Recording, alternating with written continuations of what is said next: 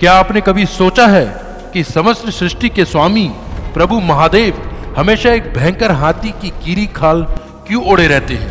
ये कोई साधारण वस्त्र नहीं, बल्कि एक ऐसा प्रचंड असुर और महादेव के वरदान की दास्तां है जिसे सुनकर आपके रोम रोम खड़े हो जाएंगे।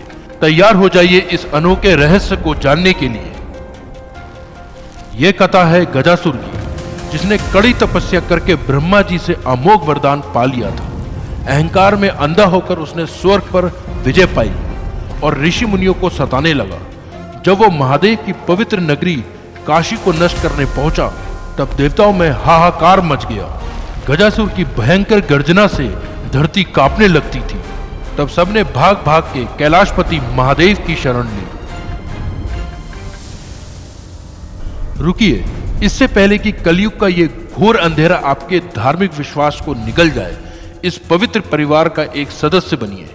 नीचे दिए गए सब्सक्राइब बटन को दबाकर इस धर्म की सेना में शामिल हो जाइए, क्योंकि जो महाकाल की शरण में है उसका काल भी कुछ नहीं बिगाड़ सकता। अभी जुड़िए और इस पवित्र ज्ञान के भागी बनिए। जब गजासुर ने काशी पर आक्रमण किया, तब महादेव ने महाकाल का प्रचंड रूप धारण किया। एक भयानक युद्ध शुरू हुआ, जिसमें प्रभु ने अपने त्रिशूल से उस असुर के अहंकार को भेद दिया। लेकिन मरते वक्त गजासुर को अपनी गलती का एहसास हुआ। उसने महादेव के चरणों में गिरकर कहा, हे प्रभु, मेरी इच्छा है कि मेरे मरने के बाद मैं आपके साथ रहूं। कृपया मेरी इस शरीर की खाल को आप हमेशा अपने पवित्र तन पर धारण करें। महादेव उसकी अंतिम भक्ति से प्रसन्न हुए और उन्होंने उस राक्षस की खाल को अपना वस्त्र बना दिया। तभी से उनका नाम पड़ा कृतिवास। यह कहानी हमें सिखाती है कि भगवान के लिए कोई बुरा नहीं होता, अगर वो सच्चे मन से क्षमा मांगे।